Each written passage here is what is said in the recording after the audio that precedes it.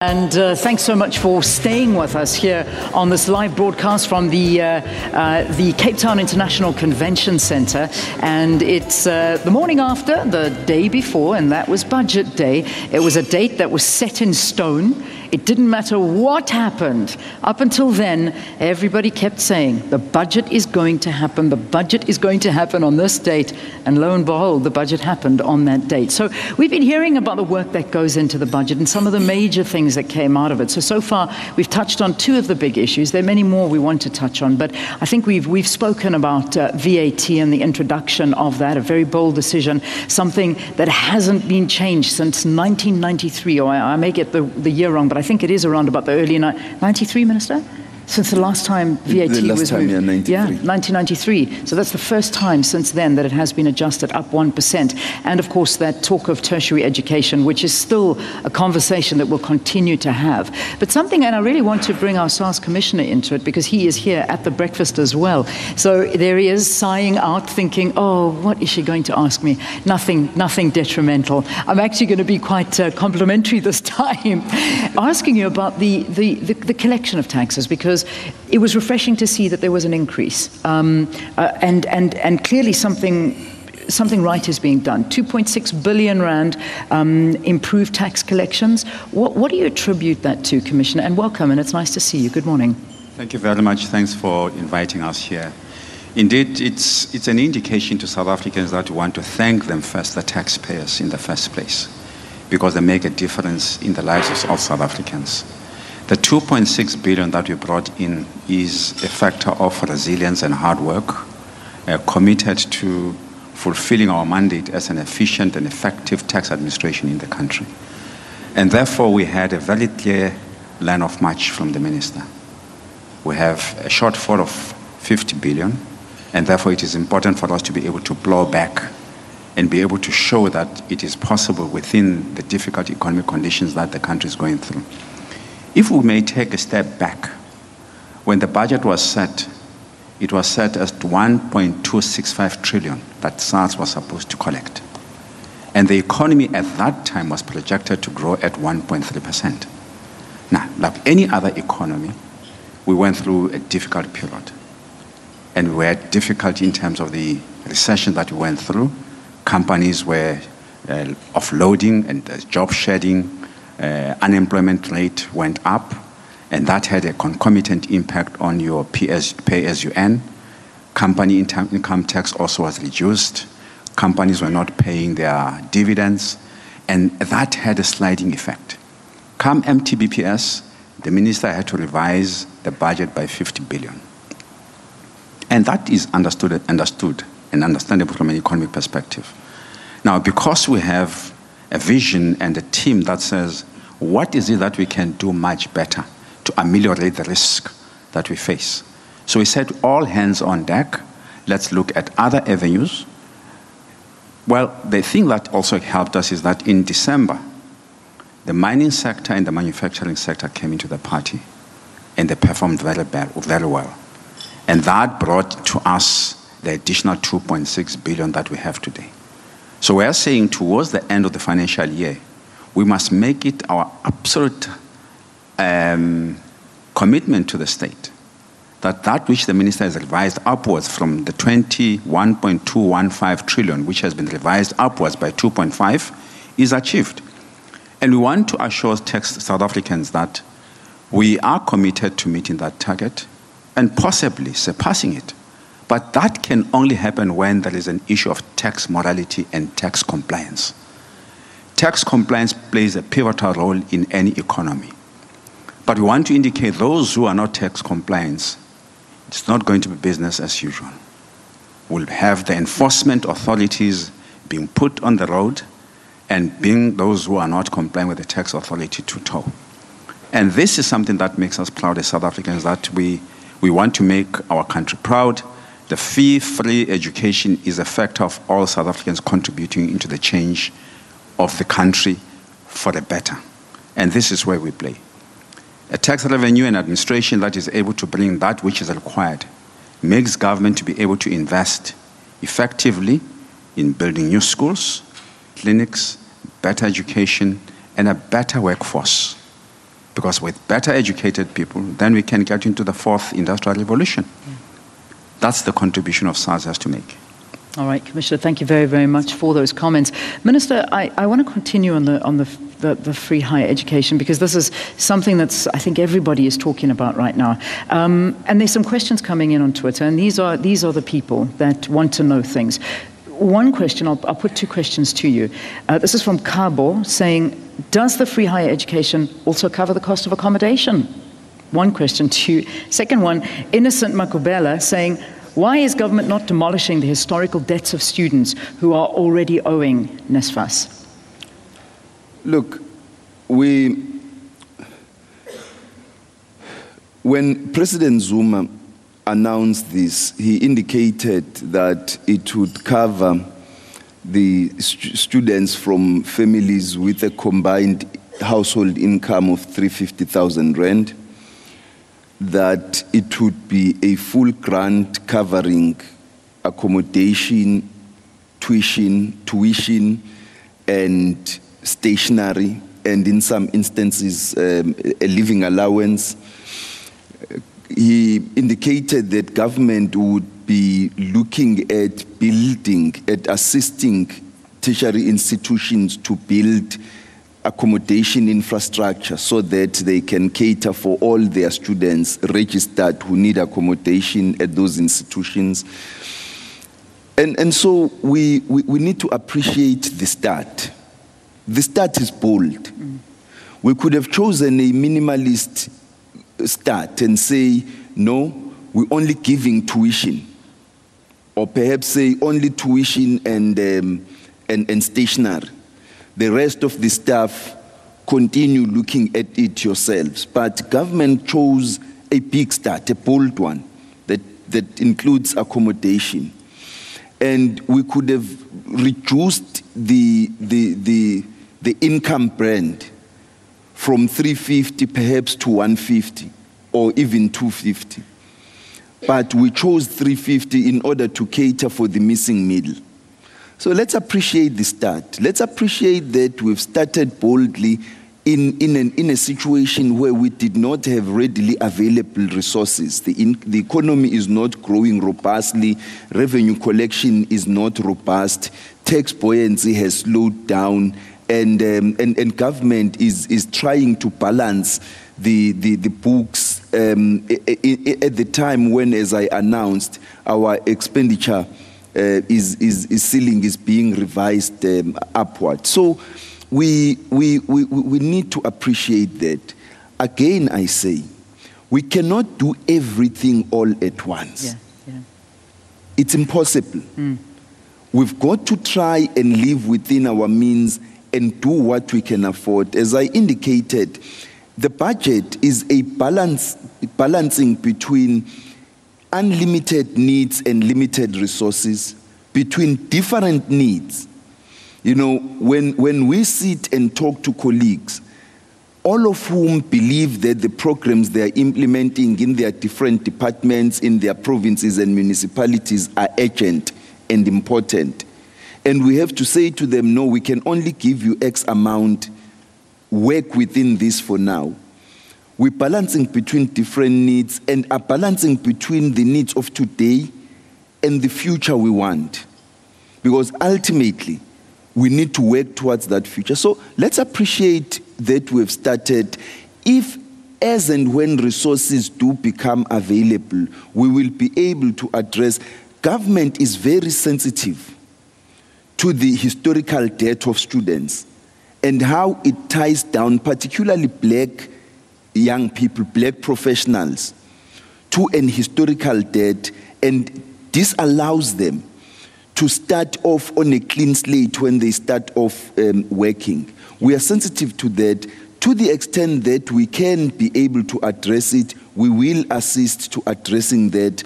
But let's appreciate the start and not blame today's and future generations for what was not achievable during our time. When I went to varsity, I can't say that, so what shall happen to me because when I went to varsity, my parents had to pay for my education. No. We all make sacrifices for one another. Yesterday, I ended the speech with an important and very interesting quote, which I wish to reiterate just quickly, Leanne, sure. Because it says that capital which overreaches for profits, labor which overreaches for wages, or a public which overreaches for bargains will all destroy such other. There is no salvation for us in that world. We all must make sacrifices for one another. Yeah. Yeah, indeed. Well, and that's the position that we find ourselves in, are making sacrifices because they're things we can't afford. And I want to talk about that one thing that we certainly can't afford, nuclear. Is the door closed on nuclear? Is South Africa not embarking on nuclear anymore? I wouldn't say anymore. I would leave it at the first sentence you made. We can't afford nuclear. Now. But in future, we could go the nuclear route? It's not only... You know, the question for us is, let me start by saying, the economy has slowed down considerably since 2009. Electricity demand slowed down as well, and that reflects itself in the revenues of Eskom. The Eskom revenues reflect that slowing down of demand for electricity. But it reflects itself in excess electricity that Eskom has, between 5,000 and 5,700 megawatt of electricity, excess electricity. That is more electricity than the full capacity of Medupi when it is fully commissioned. And Medupi will be the 4th biggest power station in the world. Yeah. So if you have excess electricity to the excess of Medupi, why do you need nuclear now? Yeah. And we still have bid windows 3.5 and 4 of renewable electricity independent power producers program that is going to come on stream, which is going to be commissioned once the power purchase agreements are signed. Yeah. That basically means for now and into the immediate future, we are well catered for. We're even exporting electricity, and so we're well catered for. There will come a time when we reach the NDP targets of 6% growth plus, 6 to 7% growth. The economy is kicking. There is manufacturing is kicking. We have mining investments. The intensive users of electricity are on board. You now need baseload electricity. So because we have taken the decision that we are going to reduce coal-fired power stations in order to reduce carbon emissions, we are going to focus more on bringing on stream renewable electricity generation. Yeah. We therefore would have to look at what is the mechanism for baseload electricity supply that we need. It could very well be that we decide at that moment that we now can afford nuclear, we now need nuclear, therefore let's proceed. I mean, but it will be an open process. And you're talking 10, 15 years into the future, maybe? It could be. Could be. Could okay, be 5 years. So, but it's something that we must push into the future. So let's talk now, because it appears from what we've been hearing in the public domain that our president is on the same page as you. At the World Economic Forum, he was also absolutely saying nuclear is not happening. You here sitting today saying nuclear is not happening. However, the minister in charge of energy at a parliamentary gathering on mining and the energy parliamentary committee basically saying that the nuclear build program will go ahead. So it remains part of the energy mix. But not now. But the way he speaks as though he's saying, nothing's changed, still happening. No, he's saying that the policy has not been changed. Cabinet can change the policy. Cabinet can meet and decide that actually we're scrapping nuclear, we're taking it off the agenda altogether. If we have another source of baseload electricity supply other than coal, then yeah, sure, we can look at that option. But the policy remains in place until Cabinet reviews it. But we can't afford it. we actually don't need it at the moment. Yeah, well, it's good to hear because it's always been a big bugbear for South Africans. And it brings me to another very sensitive topic. When we talk about ministers and we talk about allegiances and alliances and all of these things, where the ANC now is obviously not wanting that. They're wanting unity within a party. And we all know that reshuffles are in the pipeline. And I'm sure you've been dreading this particular part of the conversation. But actually, I'm not. You're not? You're looking forward to it? Okay, good. Let's talk. Because, I mean, Minister Mahlabo is one of the people as well that has been spoken about being taken out of his position. But unfortunately, so are you. Yes. How are you feeling? I mean, are you nervous? Were you nervous coming into this? Did you think you were actually going to be delivering the budget yesterday? And actually, none of us should feel that we are entitled to any position. Nobody was born for a ministerial position. None of us. We all serve at the pleasure of the president. We are appointed by the president, reshuffled by the president. The president puts up a team that he or she thinks is best suited to serve the mission which they have, which they got from the ruling party. And so the new president must be given the time and space to set up his team. He gave us his vision last week, Friday. We articulated through the budget how we intend implementing his vision.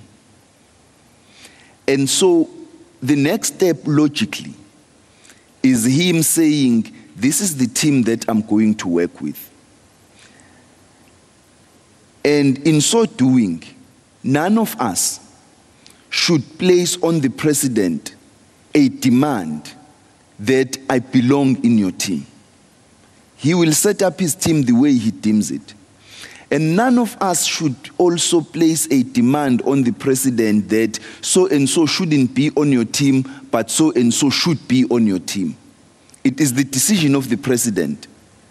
And we must support him whichever way he goes, whatever decision he makes, and however that decision affects all of us and our fences. Yeah. I also want to bring up yesterday in the National Assembly itself, the EFF didn't arrive. Obviously, this is opposition politics. It's the way it happens. The EFF stating they reject you as the finance minister, saying that you have links to the Gupta family. When you were in charge of public enterprises, that's where all the problems began. The DA also standing up on a personal note, saying that you should not be delivering this. What is your response to all of that reaction towards you? Look, they are within their rights as opposition parties to position, to grandstand, to do whatever that they feel they have to do. They may reject me as the finance minister. They have been rejected by the public as ruling parties. So it's all fair. But here is the issue. We have supported the Commission of Inquiry on State Capture. And that commission is going to provide an opportunity for all of us to state our views. The report of the public protector made no mention of me. The inquiry in Parliament on Eskom and irregularities at Eskom did not call me to come and testify. The things that are subject of discussion are things which took place after I was Minister of Public Enterprises, when I was at Home Affairs from 2015 going forward. And that is why I have not been called. Brian Dames came to the inquiry in Parliament and did not say that the Minister of Public Enterprises said I must do this or introduced me to so-and-so. The former chairperson of the board of Eskom, at the time when I was Minister of Public Enterprises, also came to the inquiry and made no mention of me. So, what are we talking about?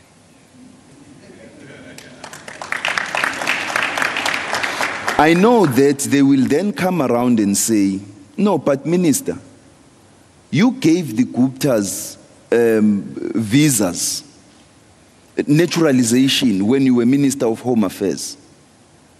But the Director General of Home Affairs came to Parliament, didn't run away. He came to Parliament to clarify how that process goes. There are many people as Minister of Home Affairs that apply to, they apply for documents.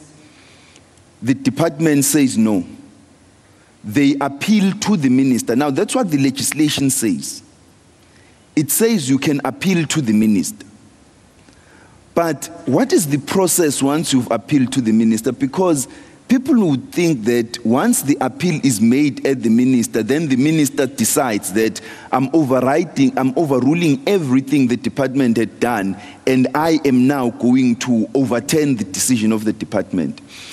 The ministers have no capacity to sit through documents and, imagine if a minister stopped doing their strategic executive function and started digging into documents himself or herself in order to decide whether I'm reviewing this. So the minister refers the matter back to the department and says, these people have appealed on the following grounds. Look at this and advise me again whether there is any ground to review your decision or not. Yeah. Then the department does that. So what the DG says we do, he says they then set up a panel in which the DG himself is not involved. It's a panel of the department that goes through the documents and decides whether there is any basis to review the earlier decision or not. Once it does so, they then send their recommendations to the DG, who then approves the recommendations or disapproves them and sends his views to the minister. Once the DG says, I don't agree with what the panel has recommended, the minister would not overrule the DG because you would trust that the department has applied itself on the matters that were before them. Yeah. So in this instance, the DG explains at length how this happened and what was taking place. Then they came out yesterday to say, no, there is a court judgment where you, minister, are called a liar. And you say, but we are appealing that decision because we believe that that ruling was flawed. It was fundamentally flawed. If somebody says, but Minister of Home Affairs, you've granted us the right to operate this service, why apply for it again? If I've granted the right, then go operate. In an environment, in the context where there is a court decision that says that facility is a Denel facility and Denel has a right to refuse you to operate on it, how can the Minister of Home Affairs say, break the law, trespass into somebody else's property and go operate? If I allowed the immigration officers to go to a Denel property to operate there, I would have been trespassing into a property that doesn't belong to Home Affairs. Okay. So all of the issues that they are raising on fact are absolutely incorrect, but to grandstand is within their right. All right. There's the response. We needed a response. We've got one, and I hope that suffices. We'll take a break here on the program, and lots more ahead. Do stay tuned.